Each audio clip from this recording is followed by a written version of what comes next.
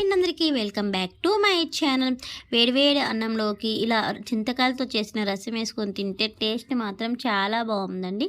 చింతకాయలతో రసం ఏ విధంగా తయారు చేసుకోవాలనేది ఇప్పుడు మనం ఈ వీడియోలో చూసేద్దాం. ముందుగా చింతకాయల్ని మంచిగా కడిగేసుకొని ఒక కళాయిలో వేసుకోవాలండి. ఈ విధంగా వేసుకున్న తర్వాత ఇందులోకి 2 గ్లాసుల వరకు వాటర్ పోసుకొని స్టవ్ మీద పెట్టేసి స్టవ్ ఆన్ చేసి మూత పెట్టి ఒక 5-6 నిమిషాల పాటు చింతకాయలని ఉడికించుకోవాలండి. చింతకాయలు మెత్తగా ఉడికిన తర్వాత ఇప్పుడు స్టవ్ ఆన్ చేసేసి చింతకాయల నుంచి రసం పిండేసుకొని పక్కన పెట్టుకోవాలండి. ఇప్పుడు స్టవ్ ఆన్ చేసి కళాయి పెట్టేసుకొని ఒక 2 స్పూన్ల వరకు ఆయిల్ వేసుకొని ఆయిల్లోకి పోపు దినుసులు అనేవి వేసుకోవాలండి. ఆవాలు, మెంతులు, జీలకర్ర, ధనియాలు, ఉల్లిపాయ, వెల్లుల్లి, కరివేపాకు, పచ్చిమిర్చి ఇవన్నీ వేసుకున్న తర్వాత వేగిన తర్వాత ఇందులోకి సాల్ట్, పసుపు వేసుకొని కొంచెం వేగిన తర్వాత ఇప్పుడు ముందుగా రెడీ చేసి పెట్టుకున్న చింతకాయల రసం వేసుకొని ఒక 5-6 నిమిషాల పాటు మరిగించుకొని దించేస్తే సరిపోతుందండి.